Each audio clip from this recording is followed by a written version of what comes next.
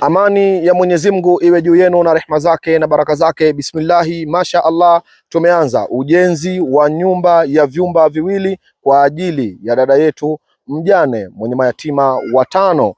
Ndugu zangu na wapenzi wa mambo ya kheri, nyote mnafahamu na nyote mnakumbuka ya kuwa majuma kadhaa yaliyopita tulimleta kwenu mjane anaishi katika mkoa wa Tanga, kata ya Kwediboma, wilaya ya Kilindi, kijiji cha Kileguru.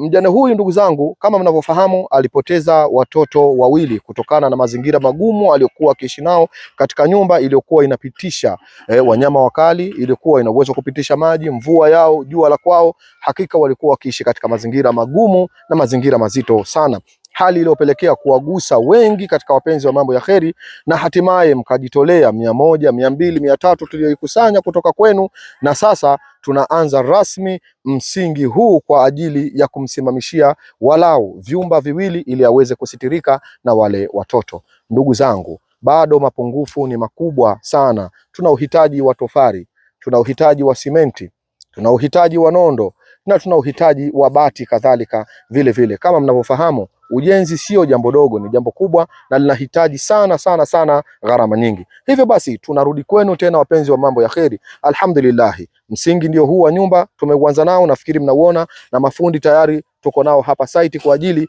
ya kuendelea na shughuli hii, lakini uhitaji bado ni mkubwa. Hatuna pengine pa kwenda ila tunarudi kwenu nyinyi kama wapenzi wa mambo ya kheri, wapenzi mnaopenda kuwekeza kwa ajili ya akhira yenu. Basi ndugu zangu, fursa ni hii.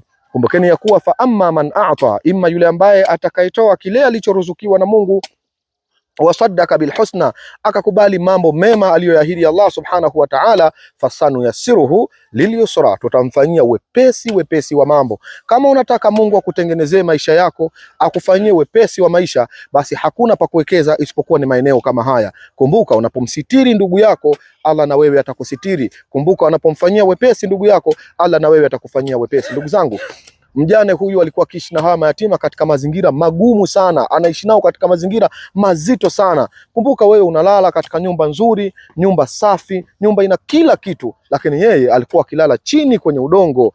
Nyumba iko wazi, kaiziba na viroba pamoja na majani, wanyama wakali wakiingia ndani. Ndugu zangu, tusipowakumbuka hawa wajane wa vijijini, mayatima wa vijijini, nani mwingine atakayewakumbuka? Ndugu zangu, hebu tuguswe na matatizo yanayowafika ndugu zetu. Mtume anasema laisa minna man lam yahtam bi umuri almu'minin, hayuko pamoja na mimi yoyote ambaye haguswi na matatizo yanayomfika ndugu yake. Usipoguswa na hali za mayatima, utaguswa na lipi ndugu yangu? Bado tunakuomba ndugu yangu, kwa ihsani yako uliokuwa nayo na wapenzi wa mambo ya kheri kokote pale juu ya mgongo huu wa ardhi na kokote pale duniani, jamani, tushiriki pamoja katika kuijenga nyumba ya mjane huyu ili tuweze kumsitiri na mayatima aliyokuwa nao. Mayatima wengi wa mjini, masha Allah, wanalelewa katika vituo mbalimbali, wanapata mahitaji yao kwa kadiri Mungu alivyowafikisha, lakini hawa wa vijijini, wallahi laadhimu, hakuna wa kuwanusuru na hakuna anayewatambua. Sisi kama taasisi ya The Ikram Foundation tunajitahidi kwenda sehemu mbalimbali ili